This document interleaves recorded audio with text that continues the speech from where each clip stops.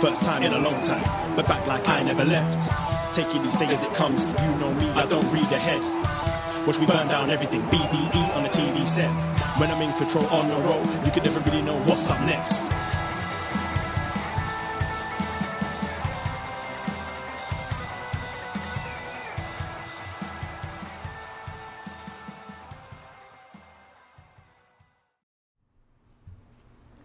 Hello. Hello, hello, hello. Braden Harrington here with Davey Portman for UpNXT, live on Twitch and patreon.com/UpNXT. Well, not live, but the podcast is. You could be listening to the podcast It version. was at one point live. It was at one point and live. history was made. But if you know anything about the BDE, we're always live. We're always live. 'Cause we're live, bro. What's up? I'm good. You got sun. I am red. You look like I am you've red. been on a month holiday in Europe or something. So lockdown's been extended another 2 weeks. Hopefully, Yeah. Like, let's not bury the lead here. You got vaxxed today. Yeah, we're both vaxxed. So we're both vaxxed. So there's light at the end of the tunnel. Hopefully. And they're extending the lockdown by another 2 weeks. So everyone's frustrated. But then this glorious weather came. And it's like, well, I could just have a bit of a holiday for the next month. That's what we've been doing. For the next few weeks. But now actually, we live by the water. Yeah. I went on so many walks and runs today. Yeah. Been whipping my top off, getting some sun. What else are you whipping I'm out? very burnt. You burned yourself? You look red. Yeah, you got some sun. Your face is perfectly tanned though. Yeah. Like it's not burned. It's like a nice color. Skin's alright. But you're wearing a white button-up shirt right now. You literally look like you're on holiday right now. You feel like we're at a resort. The issue is we just moved into this place and it's like you mentioned, it's by the water. We're in we're condo boys now. We got this cool flat and it's now it just feels like we're on this holiday and it's not going to end until the good weather goes away. Yeah. So that's going to be the winter. So we're just going to do we're just going to feel like we're on vacation, which probably isn't good, but fuck That's how life should be. Yeah. You should feel like you're Every on day vacation. should be on We work vacation. hard, and now we can work hard sunburn. That's It's right. Great. Yeah, I got a little burn. You mentioned I was getting vaxxed today. I waited in line. It's my neck I can feel is starting to kind of hurt. So Oh, yeah? I'm gonna be a redneck. I already watch wrestling. It's fine. Yeah. I'll fit the bill. You don't have the Raptors tan, which is just the I knew. whole way your hat I was is. smart. So every 5 minutes I'd take my hat off, bathe in the sun. I just shaved my head the other day, so it's a perfect time to get some color on the head. Because if you shave your head and wait a day and get some sun, it'll tan nicely. Yeah. Not if you just let your head sit out in the sun though. I learned from that, from that burn. It was the Raptors parade a couple of years ago. We went out and it was kind of the first nice day of the year. Yeah. So we didn't really think about needing sunscreen or any of that. And you were wearing a backwards cap Right. all day, and the hole at the top, it bubbled up. It got so burnt. So Yeah. you had this Klingon patch. It was weird. In the middle of your forehead. So I remember that because the last 2 days I've been going around looking like a douchebag. Been wearing my wife beater, my shorts, my aviators, and a backwards hat. But I make sure I don't have that little patch on my forehead. So what do you do? If there's a hole Well, in I've it? got hair, so I just You have just my put hair the hair in the there? hole. Yeah. Oh, okay, yeah. I was gonna say you just take it off every little while, or put sunscreen right there. Put Yeah. sunscreen anyways. And I wore some sunscreen Yeah. today. the thing Mainly is, on my I did on the shoulders that were already burned because Yeah. I want everything else to burn so it levels up with it, right? yeah, that's where I'm at. I have to do that too now. Yeah. Because I want it to match, so I have to buy some sunscreen, I guess. Because I've got some, I'm gonna have to get some. but yeah, I'm gonna lather up tomorrow. Is that the Alright. word, lather? technically, I'm gonna lather up regardless tomorrow. Yeah, I'm you putting gotta- on a lot of sunscreen. You gotta lather up the sunscreen, or else we burn. I'm white as fuck, but I'm half Portuguese, so my family, they tan beautifully. Everyone's got great colored, all sorts of tans, and I'm white as fuck or I burn. That's it. So I try to be good, and if I can, try to find the measure. And I mentioned I shave my head. I'm a bald dude, so when you first shave your head, people know it's white because it's your head. It's covered. So to get a nice tan on the head is something I've mastered in the past few years as well. But I don't want to burn it, because No. when you burn a bald head, just kill me now, please. So yeah, I can imagine. Yeah. For me, it's I've got hair, but I've got big ears. My ears are like FA Cup ears; they stick out. Right. So the backs get really burnt, and especially the True. seam. They're the red joint, right now. They split and get gross. So I always put a lot of like the highest factor on the backs of my ears because I don't care about having tanned ears, really. You know. Yeah. I don't care about the back of my ears. No, but like I don't care about anything. I've got a patch missing of hair from my head now because you cut your own hair. I cut my own hair. Like I don't give a shit. I just. So this is our Backlash show. Yeah. Talking about our hair and sunscreen and such. Yeah, it's summertime here in Toronto. I know we're Toronto based, and it's like, yeah, we've been shit weather for a while. So finally we're getting the summer. So like, yeah, fuck yeah, we're gonna burn and stuff. But yeah, we've been doing these post shows and stuff. We're still in a pandemic. Toronto seems like everyone's getting vaxxed. We both are vaxxed, and we want. You don't need to say we're still in a pandemic every show.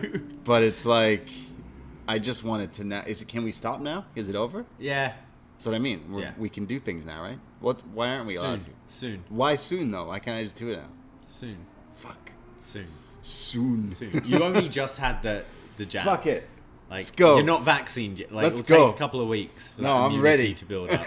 I'm ready now. You haven't even felt sick yet. Yeah, it's true. I'm waiting for that. Yeah. I'll soldier through it. But yeah. I guess we should talk about the show. Shall we go into it? Yeah. We watched tonight. Tonight was WWE WrestleMania Backlash. We start off with the kickoff show and someone who clearly loves his sunscreen, Sheamus. Never a burn on that pale skin. He comes out issuing an open challenge, which Ricochet answers, either in new gear, which is jeans, or just he was really just answering that open challenge and sprinted from the back. He comes out in jeans. They go back and forth. There's a 450 splash missed by Ricochet, which he rolls through, and it looks like he's going to turn into the bro kick, but he like ducks the bro kick, but then eats a knee from Sheamus, a knee right to the head, which causes the win. Don't know if this is a new finish from Sheamus or that Ricochet is that low on the totem pole that they can just finish him off with a knee. But it seems weird to have like two striking finishers, really, from this guy. After the match, Sheamus was putting on his hat and his coat, and Ricochet attacked him from behind and stole the coat and the hat and danced. He looked like a dweeb. Didn't give a fuck that he just got knocked out, just wanted to wear his opponent's hat. Not great. Remember when this guy was like putting on matches everyone on the internet was like talking about? Yeah. Remember that? Yeah, I kind of like this Sheamus run. Like, it's interesting the people he's been up against, like Mansoor and Humberto Carrillo and now Ricochet. It almost feels like a Kevin Nash taking on the cruiserweights kind of thing. But if it's showcasing new people, I'm kind of down with it. And he said, I don't know if it's true or not, but he said he's already had more open challenges than anyone. I don't quite think so, Sheamus, but no, yeah. Probably not. Healing it up. I was a little upset. I missed this because I didn't. 7 o'clock is when the main show starts. So that means the pre-show is like 6, which is like pretty early but it's WrestleMania Backlash. So like obviously it starts at 7. That was just on me. But I figured Big Match Shamey would be on the main event. On the show, unfortunately not. Yeah, guess not. But Sheamus is entertaining these days. I like him. The opening video is when we learn that this show is sponsored by Army of the Dead, just like UFC last night. And I just find this so funny because there was a time when Batista was actually in this company wrestling and Guardians of the Galaxy was coming out. And they're like, nah. And now Army of the Dead with Dave Batista is all over this show, which seemed even weirder that it's a Netflix film and they're advertising this on Peacock. Yeah, very interesting. You mentioned we watched UFC last night. Every fight was saying, watch this movie. It's coming out in theaters or only on Netflix. So I was like getting mixed messages from that as well. I noticed that. And then here tonight, they're like, yeah, it's on Netflix soon, coming soon to Netflix, but in select theaters this week. Yeah. So they want people to go see it, and then when that's kind of done, they put it on Netflix. I guess is like the deal of how this works. It's free advertising for us. because we're doing our Dawn of the Dead Zack Snyder review next right. week on the Patreon. And do you want to announce it? Yeah, we decided that after watching the trailer for this movie with Batista and what is it, Army of the Dead? Army of the Dead. So it's about like these soldiers going through Vegas during a zombie apocalypse, and Batista's in it. So I watched the trailer and I was like, well, I want to review this too. So we decided the Patreon show, we're going to put Dawn of the Dead, the Zack Snyder 2004 remake of Dawn of the Dead. We're going to be doing that on the Patreon, but then on the free feed, whenever this movie does come out on Netflix, we will be doing a free review of Army of the Dead, because it looks like fun. It looks really fun. Yeah. Zombie Elvis? Yeah, and we thought of this before the segment that would happen later. Oh, but boy. Yeah. Yes. All zombies. We go to our opening match of the night. It's for the Raw Women's Championship. It's a triple threat match, which means, Braden, the champion doesn't have to be pinned to lose the title. That's insane. And they hit us over the head with this all night. We made it a drinking game. We did, yes. Yeah. Charlotte comes out dressed like Cruella de Vil, ditching the kind of Ric Flair robe and having a bit more like leather and stuff. I noticed on her Twitter today, she tweeted out just a picture of Cruella de Vil and said, like, with some caption, and I was like, oh, I bet you she's going to do some Cruella inspired, because the new movie is coming out this week with Emma Stone playing Cruella. So I'm like, okay, that's pretty cool. I thought it was pretty cool, actually. It looked cool. The whole outfit was definitely Cruella, but then when you took it off, it was her stepmom's gear, wasn't it? It was a very Lacey Evans-esque. It was the dogs, though, right? Yeah, it has the Dalmatian print. So the match starts. They take out Asuka early, the two heels of Charlotte and Rhea Ripley. So now they're going at it. Asuka then comes back and hits this cool-looking Shining Wizard on the apron to Rhea. There's the big moonsault spot from Charlotte to the outside. Tower of Doom in the ring. Now all three are duking it out. They start even doing headbutts back and forth between the three of them. And then Charlotte comes in with a double natural selection to both Rhea and Asuka.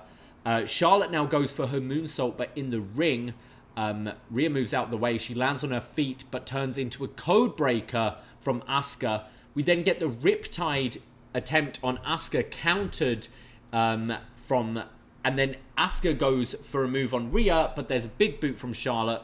Charlotte attempts the figure 8, but Rhea blocks it, gets kicked by Asuka, and then Charlotte boots Asuka into the Riptide from Rhea, causing the win as Charlotte falls to the outside. And then she's so upset that she did that. She was so mad. She's talking to herself right away. The camera zooms in and she's like...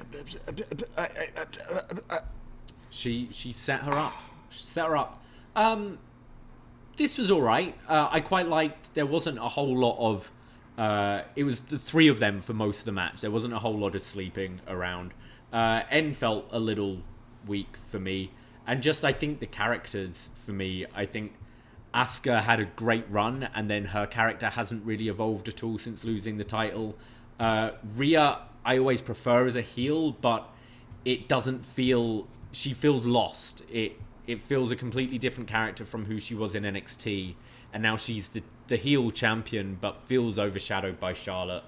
I don't know. It was all right. It was solid. The three worked well, but I just can't say I'm too invested, which is a shame because these are three tremendous wrestlers. Yeah, I'd say I'm a big fan of Charlotte, and I'm a huge fan of Asuka, and I would obviously want to watch a rematch of that WrestleMania match that ever since then just maybe they haven't been the same for me, Charlotte and Asuka.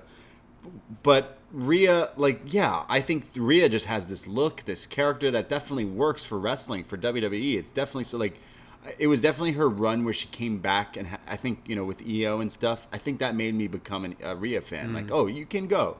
And I looked at this card, and I was not really excited about this pay-per-view, and I was interested in this match because it's like all three of these, they should put on something really fun and special. I felt like I was watching Raw. I don't know. It didn't really hit for me too well. There were some cool spots, but it definitely felt like the match that's setting up the singles feud. Yeah, I imagine Rhea and Charlotte at SummerSlam, maybe. Yeah.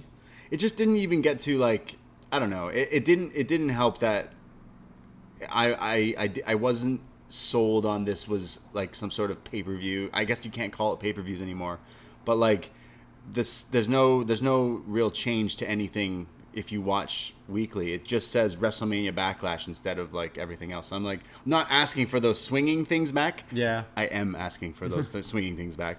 But like, and I know you could criticize AEW because they didn't do too much to their pay-per-view setups as well, but it's like anything to make this different than the show we watch week to week to week with these matches on it all the time. So I think they spent so much on the Thunderdome. I guess. It's when like, you've not got a crowd, I agree, but it's like the focus should still be the wrestling, and if you're asking for a different set to make you more invested in the match, then the match isn't doing it for you. The match didn't do it. Yeah. Really, you need a ring and a light. I feel like good wrestling. Yeah. I feel like it didn't, like, right off the bat when you saw like everyone coming out. I was like, okay, well, this doesn't already. I was like taking down a peg of how I thought. For me, it's the character work from mainly Asuka and Rhea. I think Charlotte has been great, just fully embracing the hate that comes away from a lot of people, and I think she's playing her part perfectly. Asuka is just screaming Asuka, but now she doesn't have the title or a streak or anything, just feels a bit lost. And Rhea, for me, I've not connected with her fully since Mae Young Classic 2, when she was the bully heel. That was the character I thought worked best for her. I never really bought her as a babyface. Is she a babyface? And now here, she's a heel. Yeah. But it feels just a very... I don't know why she's a heel. And the character seems even more of a tweener. She hasn't really done anything particularly dastardly or anything. She's heelish at nature. We always say she's the bully. Like, yeah, exactly. It's like, but you feel that the champ in these kind of matches should be the biggest heel or the biggest babyface, whereas you've got Charlotte just overshadowing her. It was fine, just not a whole lot. Overshadow Charlotte. Charlotte. I like Charlotte. I like how she had the gear here tonight. Charlotte looked cut. She looked jacked. Yeah. She looked like superstar main event worthy. Like, just, I like the outfit as well. And there's obviously, if you're wearing a 101 Dalmatians inspired gear, there's got to be some sort of jokes for puppies, but we wouldn't do that on this show.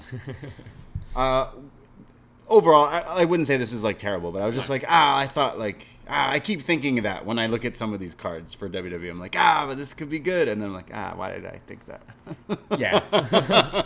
Yeah. We see Lashley turning up looking like $1 million. Then we see Miz and Morrison, and Miz is worried and pissed at Morrison for losing the match on Raw, because now he's got to be in a lumberjack match. Morrison says not to worry because he's going to go to the locker room of the Lumberjacks and make sure we're all on the same page. And I've got everything in place so that Damien Priest will fall right into our thirst trap. And Miz is like, I don't think you know the meaning of thirst trap. Do you? Yes. All right. Brandy Rose is always laying him out, right? She's talking about that was the thing with Brody Lee, remember? Oh, right. Yeah. She was posting pictures, Yeah. and he said they were thirst traps. Yeah. Do you want to describe to someone at home who might not know what a thirst trap is? It would be using social media, Instagram, let's say, to, like, take me today, tan in a way. You don't do it enough. I think you need to do it more. I should do it more? Okay. You should thirst trap. Yeah, taking a photo where you know you look good, Yeah. because you're wanting to get the attention of a guy or a girl. Anyone who might really. be interested. Anyone. Thirst Anyone. trap, like thirsty. Yeah. Interesting. No, I like it. Yeah. Oh, I knew what it means. Yes. Someone might not. We're educating here at UpNXT.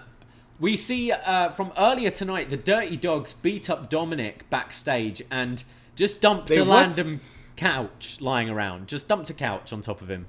Okay, is this meta? Because I don't know if I've told the John Morrison couch story. So clearly John Morrison loves couches. So maybe it's his couch. It's his couch that the Dirty Dogs have stolen here? Yeah. Yeah, right. It's the Dirty Dogs, not Morrison at all. So the Dirty Dogs use a couch. I guess it's a couch from like one of the. It looks like someone's moving. It looked like our It's taped movers had up. just left your couch behind. Yeah, I would say it's who else uses couches? Velveteen Dream, but we don't talk about that guy anymore. So I don't know why this couch is here, but more importantly, like that was the weapon they chose to beat this guy up with. Yes. Not a lead pipe. No. Not the titles. Let's dump a couch on this kid. Literally, throw him outside, lock him out of the arena. Literally but a couch. Yeah. A couch. Yeah. All right. Those dirty dogs. So we learn that Dominic can't wrestle. We have this moment backstage. Could you wrestle if you got a couch put on you? I don't think so. Maybe they were onto something. If I was going for the tag team titles with my dad, with the opportunity to make history, because there's never been a father-son tag team champions. Is that true? That's true, yeah. On a couch is not stopping me. A couch ain't stopping me. Me and Graham winning the tag titles. I don't know, your dad Johnny Saint? My dad Graham? Johnny Saint. That would be a moment. I just don't know if it's a big couch. Actually, it didn't look like it hurt. I think it's more the beatdown that hurts. It was the beatdown, and then it's just, now we're adding insult and injury. We're going to dump a couch on you. Fuck. But we have a wonderful scene between father and son where both guys are acting their hearts out here. Dominic wants to wrestle.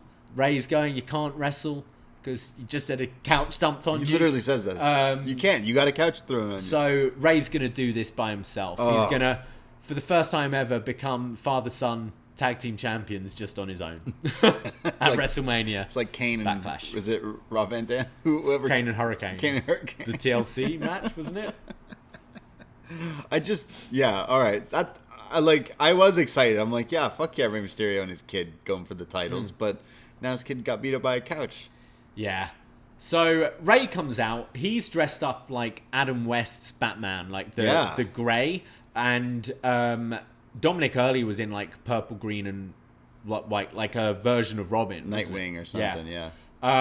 So Ray actually has a good start. He's taken out both Dolph and Bobby Roode. He hits his baseball slide splash on the outside, but then the Dirty Dogs take over. We see Ray's mouth is actually bleeding. There's the wheelbarrow famouser from the Dirty Dogs, which Ray kicks out of. Roode then baseball slides Ray through to the outside into a super kick from Dolph. Yeah, that looked pretty cool. Looked really cool. And then Ray manages to break the 10 count on the outside, just getting in, and Dolph looks like, I thought that was it. I thought we won by count out. Ray then starts coming back, and then Dominic comes out to make the save for the team. He's on the apron, but Ray doesn't want to make the tag because his kid's hurt, but he's been wrestling the whole match for himself. This is when he yells, "What? What are you doing? You were under that couch. You got me by that couch." Oh boy. We get the zigzag from Dolph to Ray, but Ray kicks out. Ray then hits a bulldog off the top to Roode, and then Dom finally comes in, but eats a spine buster right away. So it's like, nah, Dad, back to you. Tags right back out to Ray. There's a lot of taunting from the Dirty Dogs yelling at Dominic. We get the 619 to Roode, followed by this crazy sunset flip baseball slide splash bomb thing from Ray to Dolph on the outside. Looked great. And then we get the frog splash from Dominic to Bobby Roode, picking up the win. New tag team champions. First time ever in history. Wow. Father-son tag team. Father champions. and son. That's crazy. Wow. Imagine just winning the titles with your dad. Yeah. That's what Dom did here today. He did. Dominic and his dad have a better relationship than anyone and their dad because they're champions. They're champions. Together. Yeah. Overall, this felt like pretty classic WWE. Oh, the guy's taken out backstage. Yeah. Oh, no. And then Ray's in trouble. But he's back. He wants to do the match. But this time it's his kid. So it's like, yeah.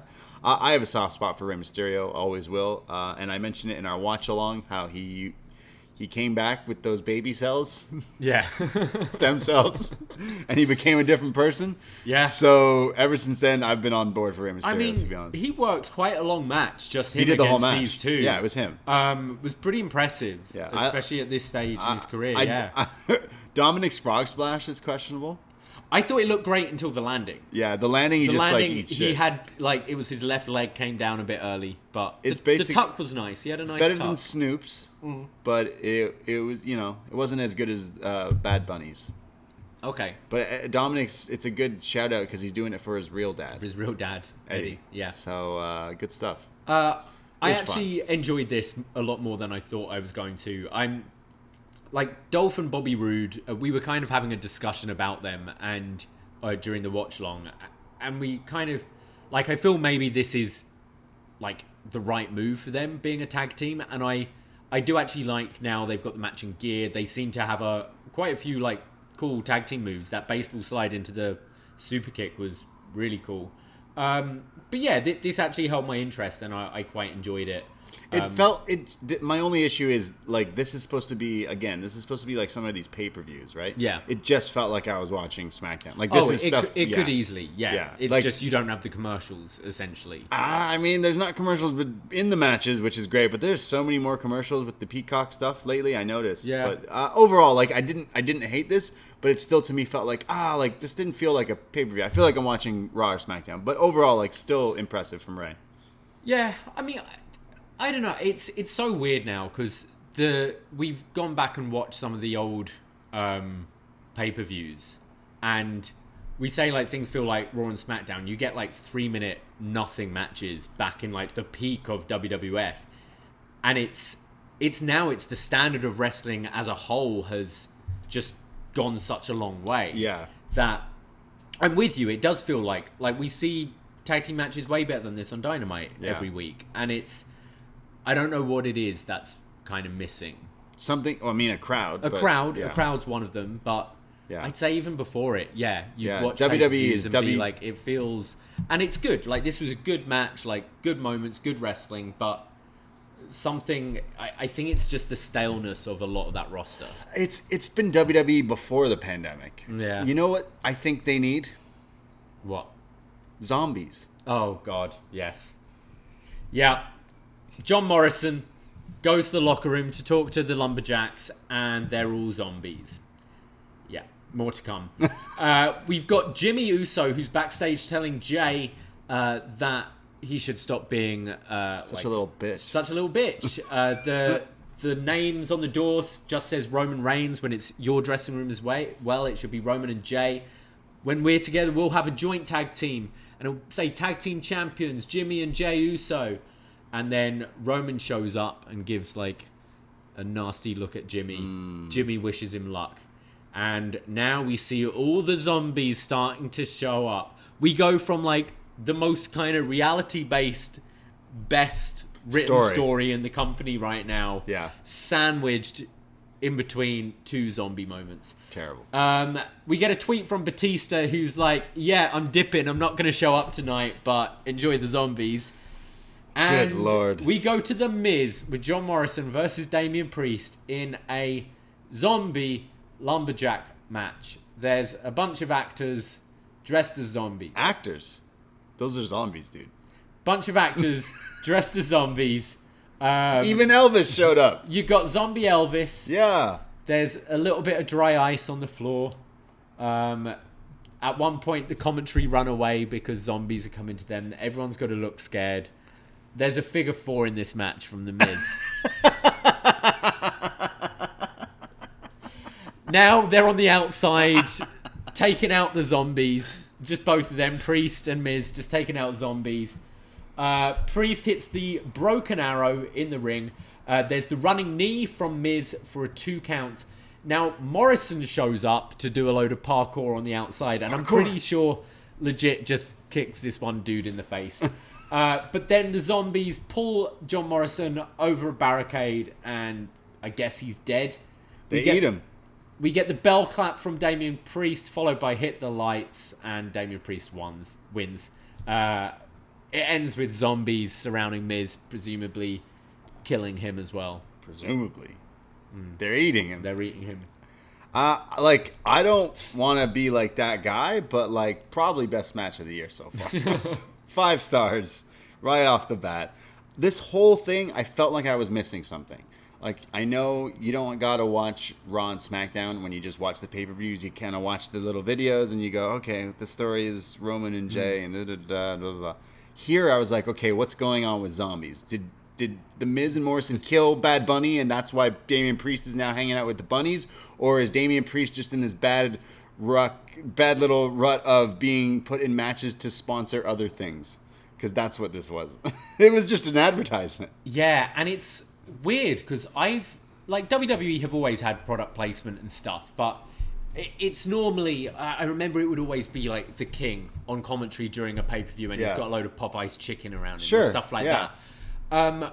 They've done things like this on Raw before. I remember there was that Dynamite when they had the Rick and Morty thing with the best friends. Like, we've seen product placement. Yeah. I've never been aware of it as heavily on a pay-per-view. Pay-per-view, like this. I noticed at WrestleMania. They put Snickers and they talk about it while the match is already happening in the main event of Bianca and Sasha. They throw to a giant Snickers bar. That was the first Peacock and I was like, thing. oh, so that's it must interesting. be a Peacock thing, I imagine. Because this was interesting because like AEW doing a Rick and Morty thing, it was for Halloween and Rick and Morty just was coming back on TV and they sponsored it. They did Godzilla King Kong barely. They just say, hey, we had the zombie match in NXT, but that was already Halloween Havoc. It was Halloween Havoc. It was Loomis and Grimes, right? So Loomis, they'd already been feuding and had that spooky element. There's not been anything leading up to this. It's like they showed up today and they were like, we've got to insert this product placement. With your match is now a zombie match. Yeah, and who wrote? Well, why? And for me, I don't like this stuff in wrestling. But if you're gonna do it, you've got to go so over the top. You got to go so campy. I want when Morrison gets pulled over that barricade. I want to see intestines coming out and just make it super campy. Don't have a little bit of dry ice on the floor. Fucking fill the place. Yeah. Make it look spookier. And instead I've got on the LED screens, it was just trees and shit. It was cemetery, yeah. Yeah, and it's just, I don't know. If you're going to do this campy stuff, do it good and make it over the top camp and funny. This was just so half-assed. The zombies were there just It's like now they go on top of Miz. And, well, I know you're not killing him. So now I'm just watching for 20 seconds a load of guys in makeup lying on top of the Miz. Just none of this makes sense. Again, it's supposed to be a pay-per-view. I'm paying for a service to watch an event that we used to pay to go to these things and watch the matches for months and months of build to lead up to this. And now I'm spending my nights watching a match that's based around an advertisement for a movie that happens to feature a wrestler that used to wrestle in the WWE but isn't here to advertise this, so they just throw zombies into this random match. I could give a shit less about Miz and Damien Priest to begin with. So when they first said, oh, there's zombies coming to the ring for this match, I was like, cool, this needs something. Yeah. And then as soon as it happened, I was like, oh, this ain't it. Yeah. What is this? I felt sorry for the guys as well. Yeah. Oh, exactly. How bad do you feel for this? It looked like Miz actually might have hurt himself as well. Yeah, it looked like Miz may have hurt his knee, actually. Yeah. Then you obviously had all the Morrison stuff on the outside, but we didn't see much of the match at all.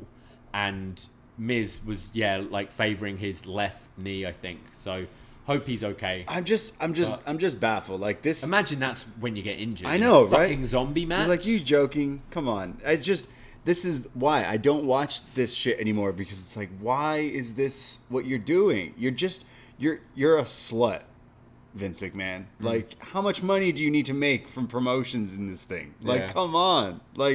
How many promotions of different things? I would imagine it's a Peacock deal. It must be. Something like that, I imagine, is Peacock are hey, we got to push this Zack Snyder Batista film. This definitely instantly some of the worst shit from this year of professional. Yeah. In the last while. I see what you're doing. And if you watch this in a time where you could have some friends over and you say, hey, I'm putting on the wrestling event tonight. And your friends go oh, is zombies in wrestling? That's fucking cool. And then you finally watch it and they're okay, well, what's happening? It's kind of shit because they're not really doing anything. Okay, I don't know how much time you're going to put into this, but we've done the cinema shit. Right. What about you have an actual lumberjack match with your 205 wrestlers, your expendable Drew Gulaks and all them around the outside, and you have a zombie come and bite them? And gradually they're all changing into the zombies on the outside. At least it would be... Drew Gulak zombie? Yeah, and you have all your 205 roster have become zombies on the outside. Also, because we've pre-taped so much stuff in the last year. The NXT zombie thing. Remember Halloween Havoc? It was the zombie ref who now is known as the ref who does bumps in NXT now. The ref, not that ref. Shama. Sorry, the other ref definitely does bumps too, though, for sure. It's the zombie ref, and it was Cameron Grimes and Loomis, and that was like a pre-taped thing, and then they turned it into where he runs back to the CWC, and then the zombies came out. Remember the bendy zombies and stuff? Lady. It's like. That was kind of way better than this. Yeah. Because, like, you knew, first of all, it was like Halloween. So you're like, yeah, it's fine. Here, it's like, it's fucking, like, May. Why are we, you're promoting the zombies. It's cool. Do it in a backstage segment and move on. But to do it in an actual match is, like, really embarrassing. For people who, like, love wrestling and are fighting, trying to wrestle. This past weekend, there's all these, like, indie shows going on. These people just want to fucking wrestle and make wrestling the best it is. And the best company, the biggest company out there making the most money is making money because they're doing stupid shit like this and just making you more embarrassed as a wrestling fan, honestly. Like, this is so stupid. You know what might work? More zombies. No, if you had to do this and you could pick 2 wrestlers to be like, right, we're doing this zombie thing. Get Nick Gage and Moxley to have their match with zombies. No, I want them to, like, fight the zombies. Yeah, that's what I mean. Like, can you imagine you let those two in the streets do of a zombie Vegas thing? Like, that would be fucked. That's what I mean. Like, there's if you're gonna go that route, then you do. There was a scene in this match where Miz and Priest realized that they had to fight the zombies, like, not together, but like they were like back to back, like Lethal Weapon here, right? And it's like, yeah, you could have filmed this and made it a little movie. You could have made it like Call of Duty Zombies or something. But instead, no, just send some guys out there as the jobber and they're zombies. It's just like so shit. If you're gonna do some shit idea, you got to go full in. That's what Saturday Night Live does. And like if it bombs, it bombs. But they go full in. You got to commit. You got to commit to it 100%. They didn't do that here, and this was so funny. It was almost like I know I was smoking during the show. But sometimes I'm like, is it just me or is this dumb? And it was dumb. It was bad. It was very bad. Remind us, guys, at the end of the year when we're like, oh, what bad shit happened this year? It counts as a match. Remind us of this one. Oh, yeah. It counts as a match. It does, yeah. But that being said, look for our Dawn of the Dead, Zack Snyder review coming out this week, as well as we will be reviewing this movie, even though this segment sucked. Because the movie looks cool. Yeah. Now I'm a little skeptical. I mean, it worked because we're talking about Army of the Dead. Fuck. I was going to watch it anyways because UFC did it. Yeah. I never watched the trailer until UFC aired it. And I was like, oh, that looks sick. Looks cool. They didn't air it tonight. No. They just told me that. No, they showed the opening video package was WWE stuff mixed with bits from the film. Why? It was weird. Bizarre. Yeah, you know what? There was another one during the show. It showed Batista... It was for all... murking zombies, and it cuts to Kofi Kingston. I'm like, why? It was for like a lot of the video packages. Stupid. They mixed it. It was very odd. How much money do they need? Yeah. God damn it.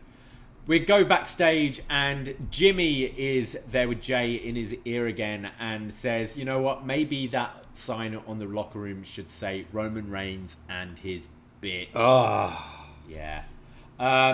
We learn that the song "Tiny Riot" by Sam Ryder is an absolute banger, according to Pat McAfee. And never saying it again now. Oh, tune! Go back to that one. And Hell in a Cell is coming up in June, replacing Money in the Bank. Yeah, I think kind of makes sense thinking about it. Cells are terrible to watch live, so why not do cells when you don't have a live crowd? And then Money in the Bank is a big, like that. That's kind of big 4, big 5 pay-per-view now. So wait for the crowds to be back for Money in the Bank. Yeah, it looks like they're doing it in July with the crowd now. So I think, maybe July? That's what some people on the interwebs are saying. But cool, Hell in a Cell next month. Miz, Priest, Zombies, Cell, book it. That sounds even cooler. Like than just being trapped in a cell with zombies. Yeah. Yeah, and you have to escape triple cage. In the triple cage. Oh. Yeah. And they start climbing up after you. That sounds a great match. Why wouldn't they book it like that? Instead, they just go, there's some lumberjacks out here for no fucking reason to promote Batista's movie. Yes. I hope one day when Damien Priest is in a zombie movie that they'll get like Johnny Gargano to be in a match against probably fucking Ciampa in a zombie-related match for no reason. Yeah. Just be like, why are we doing this? Oh, because Priest is in a zombie movie. Priest is in this. Oh, okay, cool. didn't advertise Guardians of the Galaxy when in the company. Yeah, did we like? But suddenly you're like, oh, I've got to promote Batista's movies. Because like Batista seems like the chillest guy lately. If you follow him on social media and stuff like that, and also genuinely love his movies. So like that's why I would want to watch this movie too. But he says he went to Triple H, was like, yo, I'm doing this movie, Guardians of the Galaxy. It's Marvel. It's huge. MCU. And they blew him off. Vince and Triple H laughed in his face like, your stupid fucking comic book movie's going to do shit. To be fair, they probably went, all right, what's it about? It's like, okay, it's me and a tree and a raccoon, okay? What's your guy's name? Drax, the Destroyer. Dave. All right, Dave. Yeah, they're probably like, it looks like shit. Who's the main guy? The fat guy from Parks and Rec? They're like, we don't really buy it. But then it blows up, and they're like, fuck, like, we should have done that. And they still didn't want to push it. They were like, because they're, like, spiteful. They're like, we knew we were wrong, and we don't want to, like, such a it's very odd. And then now they're like, hey, you're in this fucking zombie movie that's coming on Netflix? We need a zombie match. Yeah. You wouldn't do Guardians of the Galaxy match or something? Yeah. Very odd. I don't know. We go to our SmackDown Women's Championship match. Bayley versus Bianca Belair. Bayley comes out, and this time she's shaved Bel-Loser into the back of her hair. Not Michael Cole like she did at the Rumble. Did you hear about that? Bel-Loser? Bayley at the Rumble was like deciding what to get shaved in her head. Ended up going with Cole because she has like, since she's been heel, she's just like chirping Cole all the time. And then Corey was like, oh shit, wait, Michael Cole's not calling the Rumble. He's calling the men's, sorry. So she's like, well, I've just got Cole shaved in my head for no reason. So what did she just left it? She just left it. Oh. Yeah. I mean, what did it say this time? Bel-Loser. Yeah. I think, realistically, if you're in a match with someone and you go through the trouble, A, trying to find a barber these times, B, putting someone else's name in your head, I think you're the loser. Well, she was tonight. Starts pretty even to start with. Bayley's yelling at Bianca saying, I said starts very even to start with. Starts very even to start with. It did start very even to start with.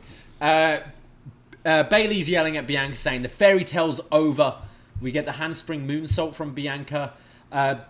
Bayley starts getting a bit scrappy and starts pulling at the earlobe of Bianca because she pulled out the earring the other week on SmackDown and starts just like slapping her and smacking her on the back. We get the gourd buster on the steel steps from Bayley to Bianca, and then Bayley hits this kind of torture rack swinging sidewalk slam. You said like Victoria used to do? Yeah, she ain't the lady to mess with. Remember Victoria used to do this like torture rack spinning into a sidewalk slam. Bayley tried to do it, but kind of messed up. It looked like she was maybe going for something else and kind of hit this by accident, perhaps. Didn't get all of it. Bianca starts to fire up. She hits a load of Beals and a drop kick, followed by this huge spine buster. Bayley hits her elbow drop. We get the suicide dive to the outside from Bayley, but it's missed. And then Bianca hits like the glam slam, but on the apron, face first to Bayley. Bayley rakes the eyes and then uses the hair of Bianca, the braid, with a ripcord into the Bayley to belly, which looked quite cool. And then she tries to use the hair again to transition into her new finisher. I still call it the party foul. She still doesn't have a name, I don't think. Oh. The like DDT, the front waves one. Fairy tale, not the Wicked Stepsister, not the fairy tale ending. Isn't it something else, like the non-happy ending, or? I don't know. Yeah, something like that. Tries to use it, but Bianca rolls through and then tries to use her braid to wrap the leg of Bianca for the pin, but the braid slips out, so the ref half stops counting as Bianca tries to get it in, and then the ref counts anyway, and Michael Cole's there sat on commentary going, I am not saying anything until the bell rings. Just waiting. Just wait and let them figure it out. And Bianca Belair retains the championship. Cool idea for the end, I thought, with like the roll through, and she got it, like tying it around the leg, but it slipped out, and then just it was a bit of a mess at the end. Match was okay. I think I was expecting better from these Yeah, two. maybe I was expecting a little bit more. I really loved Bianca, Sasha at WrestleMania, like all-time classic, honestly. And I'm a big fan of Bayley, but I'm not a big fan of what they've been doing with Bayley lately, because she looks like she doesn't know what they're going on. Her character, she cuts her hair names into her hair of people. She acts like a Karen. She's yelling like a witch all the time. Her shirt's got her picture like all artsy. It's like I don't know what she's supposed to be like as a character. I don't know what she is. Is she a Karen? Is she like a mean bully because she doesn't? She's obnoxious. Yeah, she's. Yeah, it doesn't. She's full of herself, and she realized that being like the kid didn't get her anywhere. Yeah, like that's like last year. So like what she's trying now is just not working for me. However, I still genuinely think Bayley's a really good wrestler. But this didn't really pick up for me. I kind of have the same feelings about the earlier matches. Like, okay, like the finish didn't help it, unfortunately. But I think deep down somewhere, Bianca versus Bayley, like give them a lot of time, and they could probably put on a really good match. But it just maybe didn't click maybe just for me. I didn't really like this. Yeah, I do like the Bayley character. I think she's been really entertaining since the heel turn in the last year or so. But her but I was never a you don't like the OG I was never a fan of original Bayley, but I found she feels so much more confident now. The most confident she's been since being on the main roster, and I do find her quite funny with just like the shit talking with Cole and stuff like that. But the match just it didn't quite work for me. There were some nice spots in it, but the end brought it down as well with the mess up again. Bianca just can't have that finishes. Clean finish. Yeah. But yeah, I'm sure they could do a better one down the line. I just want Bayley to be this like kind of lost heel in the shuffle for a while, and then one day they just go, all right, you just be the hugger girl again, and then like it gets over with the crowd and the things. It'll work. Maybe they just do that. One day. Hugger. Love a hugger. We see MVP backstage who says that Braun lacks the intellectual capacity to hold the title. He says Drew is sharp and he's savvy. He's a smart guy, but he's smart enough to see the bigger picture, which doesn't look good for him. When MVP is asked about the odds for Bobby Lashley in the triple threat match, because, the champion doesn't actually have to be pinned or submitted, Braden, to lose the title. He could lose it to someone else? So basically Drew could pin Braun and Bobby loses his title. Damn. Because it's a triple threat match. But he says he's not concerned about the odds, and he's never concerned about Bobby Lashley. He is the WWE champion and the almighty. And that takes us to our WWE Championship triple threat match. Drew McIntyre versus Braun Strowman versus Lashley. Now, this match was heightened by the Twitch chat because we realised Braun looks like a gardener. He's wearing his gardening gloves. He's got his... You can't tell me otherwise his now. Tank top, Once his gardening boots. He's all in green. It's Braun the gardener. Or as... Was it Dickie who came up with this? Or Cino, maybe. Lawn Strowman.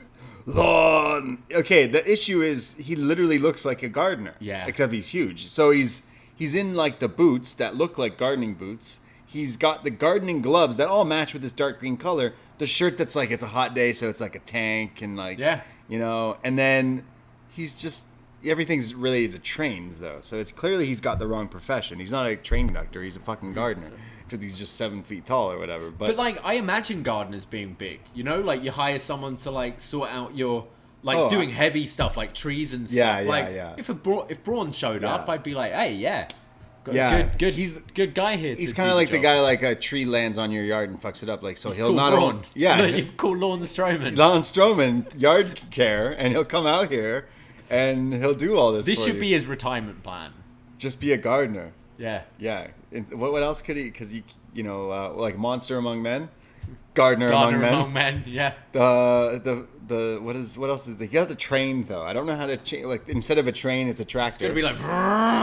Yeah, like the lawnmower, like a John Deere, like one of those kind of things, but it's a train. Yeah, he literally looks like once you like look at this and think this, it's really unseeable. He's a gardener now, and it's over. He's done. New favorite wrestler. My new favorite wrestler is Lawn Strowman. Well, let's get to the match. There's a delayed vertical suplex from Drew and Lashley to Braun early on, which looked pretty impressive. And then Braun actually jumps off the apron to take both guys off with like a running clothesline off the apron there. Looked pretty good. We get the choke slam from Braun to Lashley. Lashley tries the Hurt Locker, but Drew dives in, breaking that up. We then get Drew hitting the zigzag to Braun. Braun starts to use the steel stairs. You know Drew loves a zigzag. We all love a zigzag. We get the Claymore to Braun, sending him over the barricade into the abyss. And then Lashley and Drew start fighting up the ramp. They're hitting suplexes on the ramp. They're now fighting around the LED boards when Drew throws Lashley through the LED board, pyro going off and everything. Drew makes it back to the ring where Braun reappears. They start fighting. Braun hits a back senton. Drew comes back with this sweet-looking Michinoku driver, which, to hit on a guy the size of Braun, pretty impressive, I thought. Oh, this looks sick. Yeah, Yeah. Drew needs to do this more often, especially picking him up with it. So obviously it's just a scoop slam while you sit out with the guy, scoop slamming him. But Yeah. it looks so much looks cooler. great. Yeah, it looks awesome. They're then fighting on the floor and just throwing each other around with belly-to-belly suplexes. At one point, Braun almost lands on his head. Looked scary, but looked awesome. We then get this powerbomb from Braun to Drew through the table. The running power slam in the ring gets countered, and Drew hits the Claymore, but that's when Lashley reappears, throws Drew out the ring, and hits the spear on Braun to pick up the win and retain the championship. Damn. Honestly, I wasn't excited about this match. I'm not really into any of these characters, to be completely honest. But I thought they all went to work here tonight. They hit their spots. I swear Braun did a tope off the apron. Yeah. At one point, which He bought his working gardening boots, didn't he? That's right, he literally did. He came to work. I thought that, for what it is, it reminded me of, those WWE's, that four-way, that SummerSlam four-way, Yeah. which had Braun. You're not going to get a technical fucking masterpiece from these three. I'm sorry, you're not. And so why not go forward with, the crazy shit? As soon as he threw... Was it Lashley who got thrown through? It looked cool, the spot, by the way. It's simple. He just disappears. He goes flying through these things. If there's safe landing back there, cool, but we didn't see it. That's the difference. Yeah. You didn't see where he fell. It just looked like he exploded and disappeared. And then Drew actually got powerbombed through a table. So, the spots made sense. I always shit on Braun Strowman, but this is probably, the best Braun Strowman match I've seen in a hot minute. This is where Braun works for me, is when he's doing the ridiculous stuff. Yeah. Earlier on in his career, I remember him having a steel cage match with Big Show, which sounds awful, but was actually pretty enjoyable. And then he had it was against Lashley. He had a crazy match on Raw where they ended up going through the LED boards or something. Yeah. I think that's when Braun can be fun, when it's just these big spots, you do the big power moves. I don't want to see him in a fucking technical wrestling match, you know? Yeah. And I think Drew and Lashley have kind of both proven that they can do these good, big man, heavy-hitting, athletic matches. I think the division actually looks pretty fun. And if you think you could potentially have a Keith Lee join this division... Dijak. If you took Dijak seriously, him being... Crowbar. What's his name? T-Bar. Right. I think he's on SmackDown now. But yeah, if you just go, fuck that, you're Dominik Dijakovic again, you've got a load of big men there that can, for that WWE Championship, it could be the heavyweight one and Big Lads Wrestling. And I think could be pretty fun because I think Big Lads Wrestling has certainly evolved. And 100%. especially recently. Yeah. And I would say Braun stepped it up tonight because I'm not a fan. I'm not neither a fan. of us are a fan of Braun. No, I'm not. But I thoroughly enjoyed this match. It's because he's Lawn Strowman. He's Lawn Strowman. Braun the Lawn Strowman. Braun Obviously, his finishing move, the power slams, the Braun. I see someone in here, Senior in the Twitch chat said the Braun Mower. Clearly needs to be the finishing move. The Braun Mower. It could be the power slam. Yeah. But he needs to be a gardener. We've seen all sorts of gimmicks in wrestling, but never a gardener. So now's the time. This guy would be a great gardener. He would. Someone sell this pitch about Braun being a gardener. You know when you have TV shows and stuff when they do the flashback ones, but they sometimes go back to episodes and they add little bits and cut people in. Right. I want all the sort of Undertaker moments where he's burying something And then Braun just comes He's in gardening? after and is gardening. So this guy was the gardener for years. Anytime there was a buried alive, he was gardening. Any weddings, he got the flowers. Anything involving Matt Riddle goes to him. You know what I mean? It involves green and flowers and grass and gardening and all that. And your outdoor needs. I'm sure him, Grimes, and Matt Riddle could have some sort of business going, right? Yeah, exactly. Grimes is just the financial backer for everything in WWE. For Braun's lawn care service. Braun Care Service. Your lawn could look like Braun. Love it. Make your lawn Braun. Why he needs to be on these commercials now? He's on Sportsnet. Of all the wrestlers to pick, It's his face. Yeah, Braun's but face. fuck, he looks like a gardener. Yeah. It's the fact it was all green. Yeah, I think so. Then there's gonna be the pool boy. And then he got sweaty halfway through and took his top off. Yeah, he did. He was Hulk Hogan. He's like, Ripped it off. I don't like Braun Strowman, but I thought this was like fun. At least it was entertaining. It had some cool stuff going on. But yeah, Lashley retains, and it looks like maybe they'll do Lashley Drew because he didn't pin Drew. Again?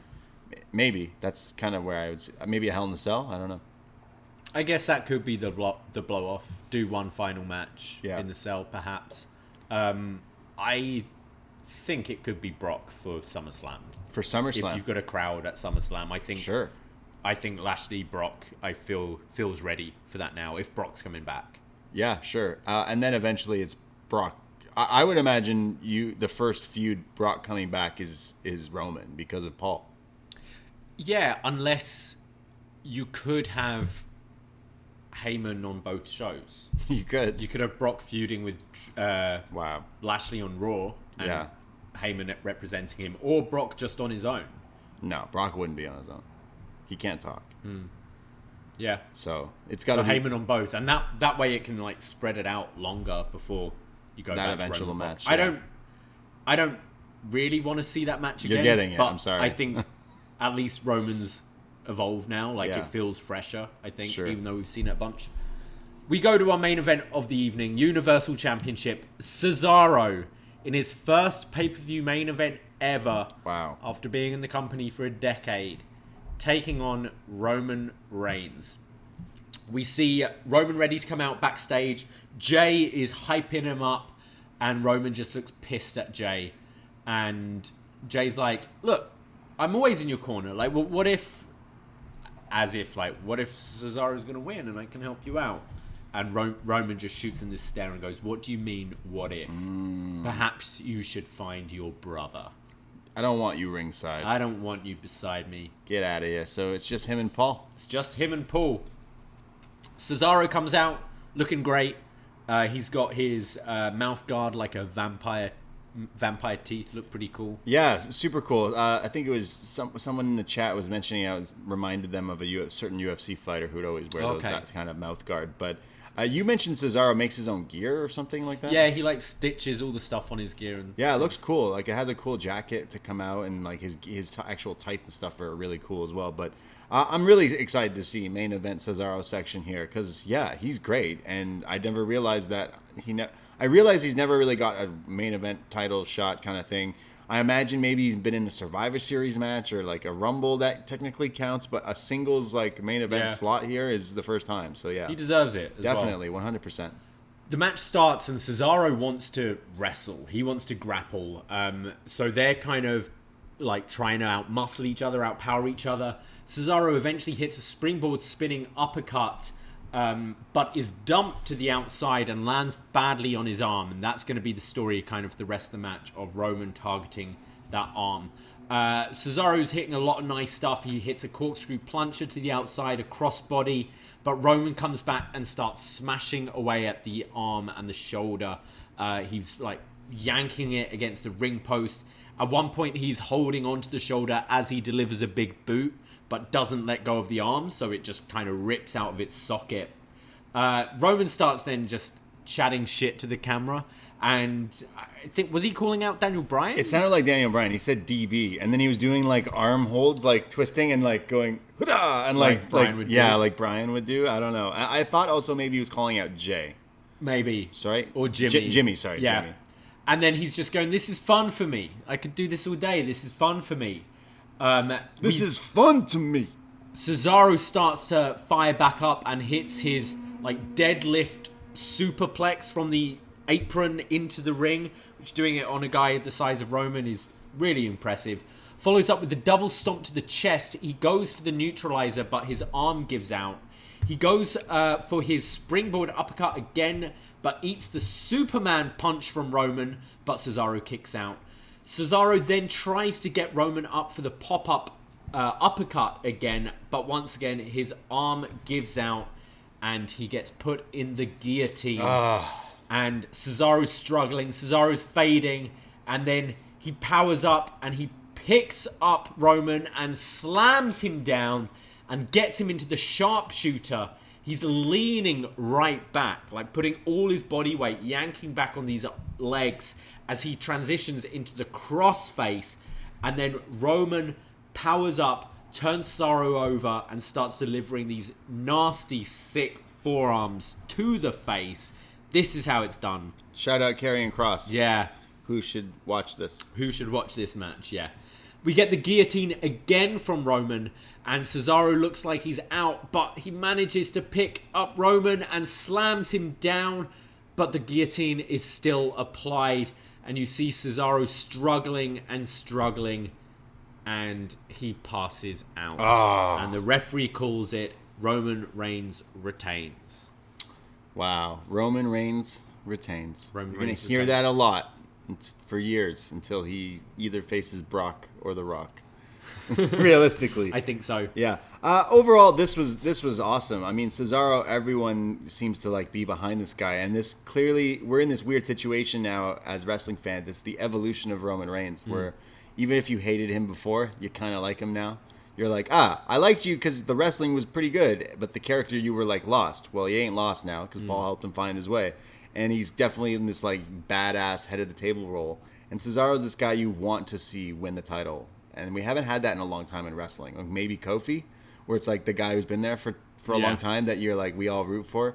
Remember in years of wrestling, you'd go by like your Edges or your Chris Benoit kind of type characters where it's like, you've wrestled for years and we think you're sick, but they've never given you a chance and we want to be behind 100%. you. And like that's definitely Cesaro. And I think one day Cesaro might be a WWE champion. I think after seeing a match like this was my match of the night, obviously, I think, is hands down. But it had like some good story. Cesaro was doing all sorts of things in his career, like the Tyson Kidd sharpshooter. It looked like he not only was hitting the sharpshooter, but I think for a second he was going for the dungeon lock, which is the sharpshooter. Then you go down and grab the guy. It looked like he was doing that, and that's when Roman slugs him. So I'm like, oh, that's like some little like meta shit going on. But I liked this match. I'd say out of everything tonight, like this was what felt like an actual fucking pay-per-view main event match.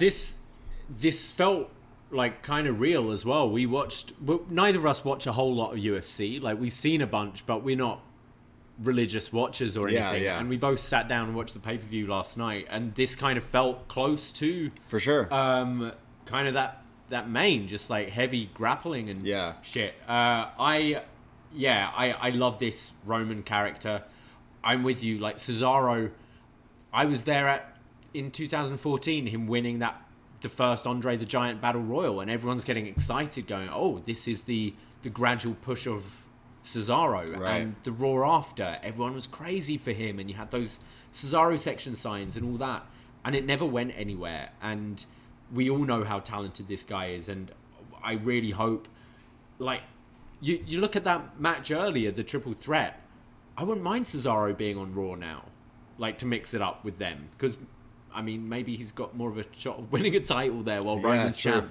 But I really like this. And we were talking about the guillotine as a move for Roman in the watch-along. Yeah. What do you think of it? I quite like it because I think it... I think his character, the way he's not doing it so much now, but the start of his run... He wouldn't even come out for a match. He wouldn't sign on for the contract until like the match started in that triple threat. Tag team matches, he'd come up right at the end. He doesn't, like, a spear is going to take shit out of you, you know? Like, he doesn't want to. He can if he needs to, but he doesn't want to go that far. So, like, a guillotine, it's almost kind of lazy. You know, it's like, I got you. Yeah, I can find it lazy.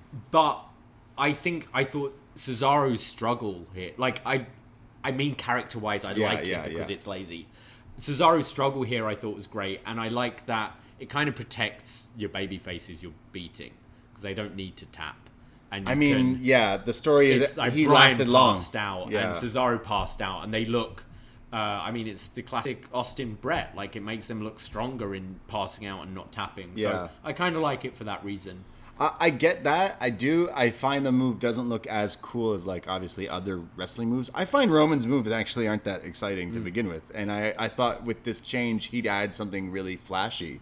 Because someone said in our things, like, yeah, it makes sense. He's got, like, the flashy moves and then, like, more, like, kind of boring, toned-down submission.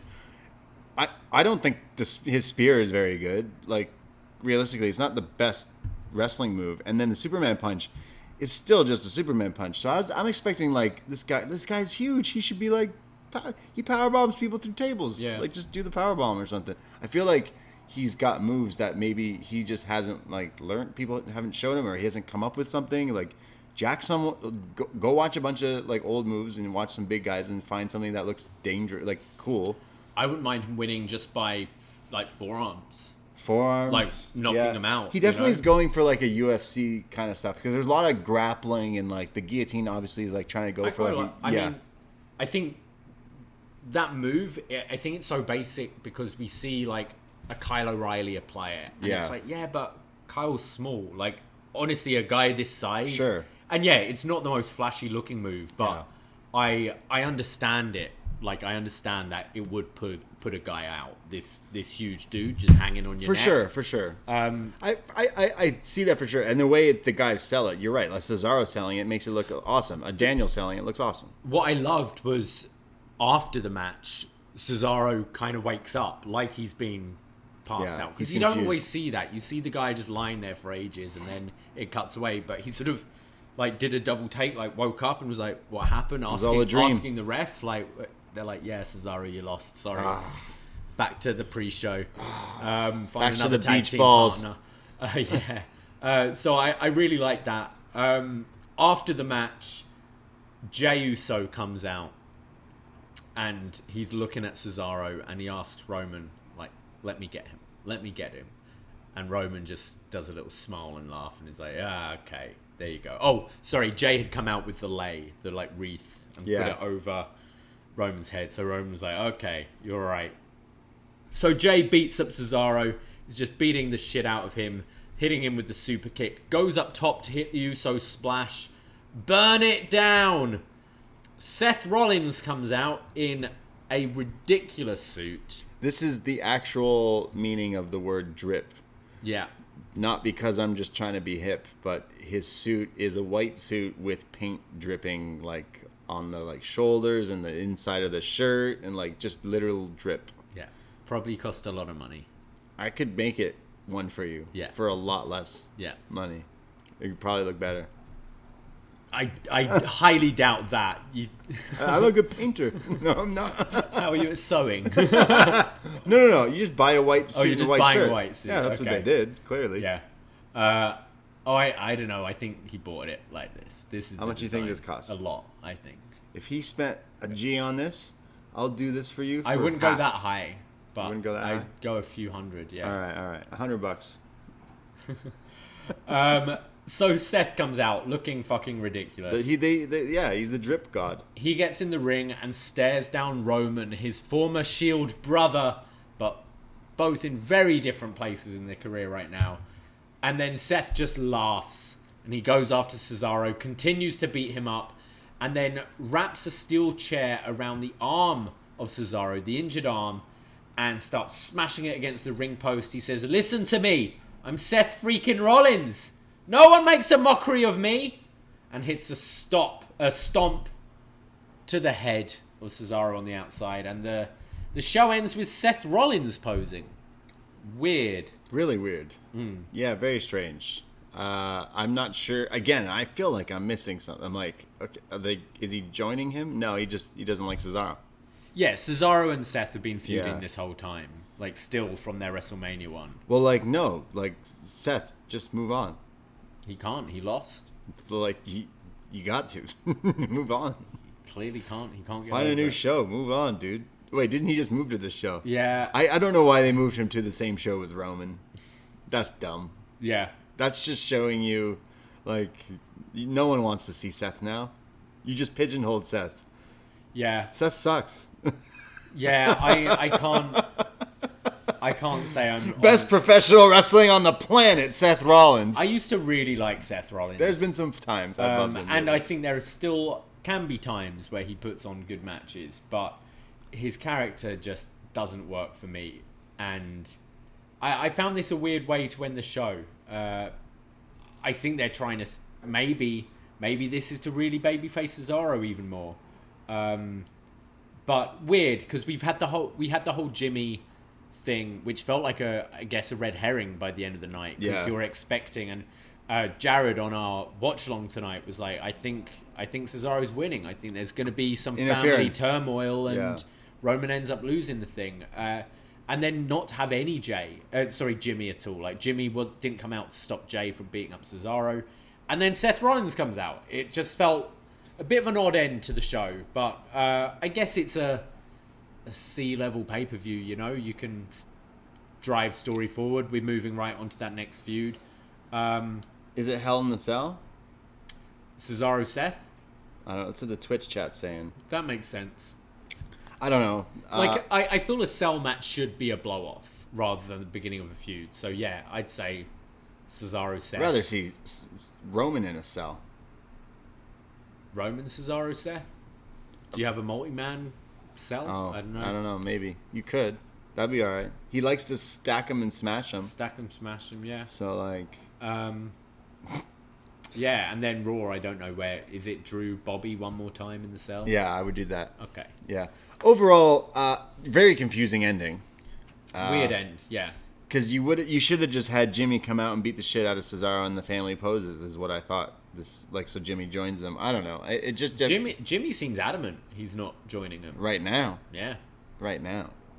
You all. I would say I really like that story because the first time ever, and I've been watching the Usos for a long time. Yeah. It's only been since this whole family story where I know distinctly who Jay is and who Jimmy is. It's highlights. The highlight. Oh yeah, we didn't mention Jimmy's until highlights. Jay copies it next week, and I'll get confused again. No, but they've got two very distinct characters now, where you can do a bit of a singles run, and eventually, I guess you have the singles match, Jimmy versus Jay. Yeah, and then Jimmy joins them. And then Jimmy joins. Chris but I think you can feud for a little bit first. Yeah, Chris Leone in the chat says, "Well, don't you remember the storyline was Jay got his ass kicked like all the time, and then was like, well, if you can't beat him, join him." Yeah. So they just do the same thing. So it's Jimmy. Tough love. And then they'll get Fatu. They'll get him. They'll do a spot with Rikishi. Yeah. Who else are they gonna get? Who else are Samoans in the world of wrestling? But you meant like Jacob Fatu? Yeah. Yeah. Well, isn't there another wrestler right now? Fatu? Is it MLW? Yeah, Jacob Fatu. Jacob Fatu. Yeah. I find this story is definitely working 100%, and it's cool that they let Cesaro have this main event slot. I think I'd much rather have just let them go for like a lot longer and just like crush it, and then you'll have people being like, "Oh, Roman like went on this like to me it still was a good match, but I still was like, okay, like it didn't change anything realistically. Like I liked it, but it didn't like kind of blow me away. This whole pay-per-view really didn't do that. Actually, I keep saying pay-per-view. It's not what it is. I think that match definitely made me go, okay, at least there was that match. Because everything else like kind of sucked. I actually thought both the men's title matches really delivered. Other than that, I actually really liked that Raw triple threat, and I really liked this main event, and I liked that they saved all the nonsense till after the match. We actually did get a clean win from Roman here. True. We got the match. Yeah. We didn't get bullshit with the brothers or Seth until after it. But yeah, overall the show, I thought the women's match is actually disappointed. Thought the tag match was all right. The Mysterios one, I quite enjoyed that. The zombie stuff was some of the worst shit you'll see. Yeah, thumbs in the middle to low for me. Oh, But definitely. two good main events. I did enjoy them. Yeah, like overall, this was not a good show, but it had two, like, kind of. I'd say one match was solid and one was like good. Like, I liked the triple threat. Shockingly, I liked a Braun match, but it didn't like. It's distracting me from the fact that there was a whole other show that was attached to this, and it was really fucking bad with those zombies. Yeah. So it's like, yeah, I really don't understand what this company's doing lately. It's like, I feel like anyone who watched wrestling for the past 5 to 10 years could come up with way more creative stories, way more things that make sense. Just nothing. It seems like it's lazy. It seems like it's like, but how does this make us money? It's just like, it's not the wrestling I once loved, and that's why I refuse to watch like the Raw and SmackDown stuff and then try to get invested. Just trying. I always try to get invested. I want to watch this and go, fuck yeah. When I watch this, the one thing that definitely made me go, oh, I like, is the Roman stuff. Out of everything tonight was like, oh, that's It's the good. best thing going. I'm like, that's good. That reminds me of what wrestling used to be, the stories and who's on whose side, and is Jimmy with him? I don't know. That's what I liked about it. It's, people always joke wrestling's the soap opera for guys. It's because that's what they would do, and then it's trying to sell you like on the actual match, but the matches would be good too.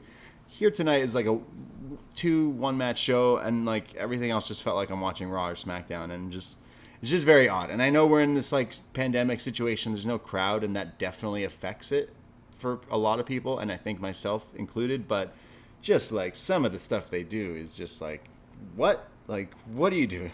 What's going on? Why is there a zombie lumberjack match? For what reason? To promote a movie that, like, what? It's just so confusing. It's very strange. It's very weird. There wasn't enough weed to make that zombie match good. I don't know. Oh, it was terrible. It was terrible.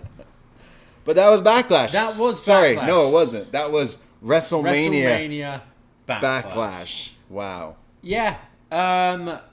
That's that. Bye.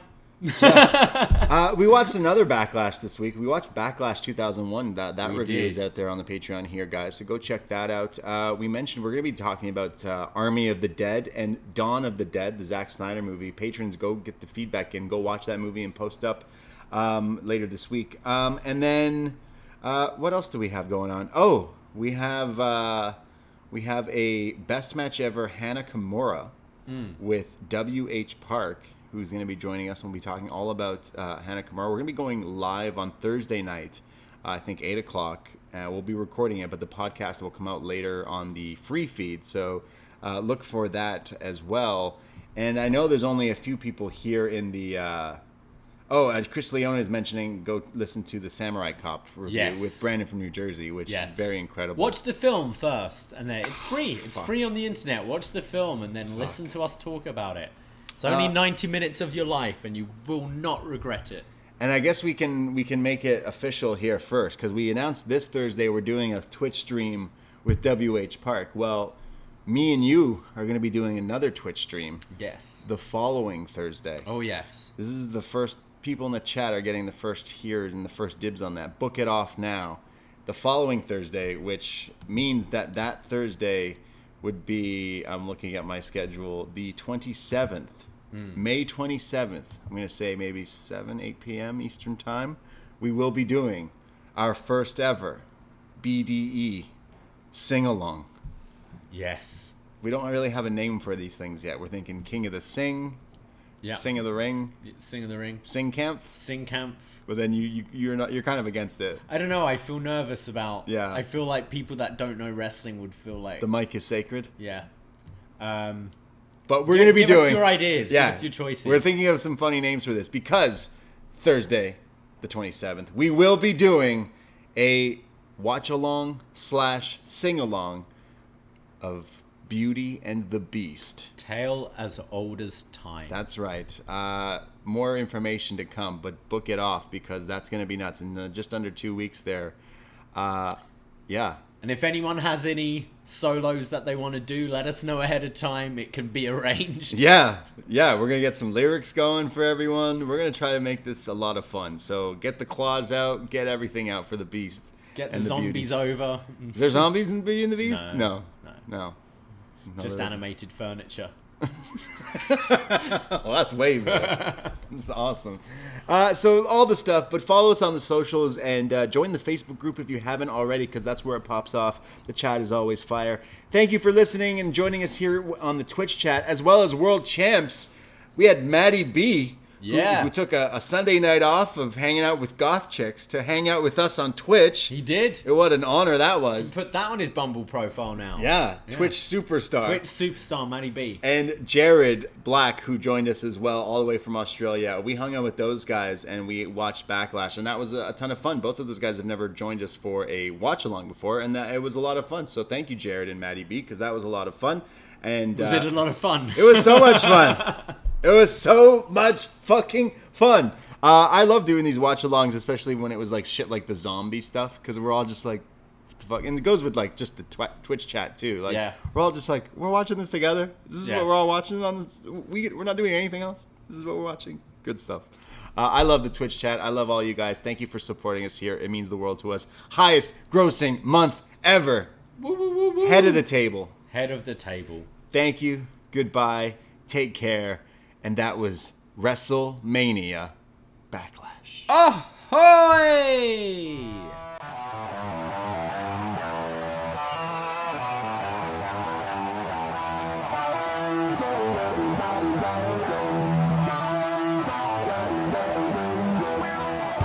First time in a long time, but back like I never left. Taking each day as it comes, you know me, I don't read ahead. Watch me burn down everything, BDE on the TV set. When I'm in control on the road, you could never really know what's up next.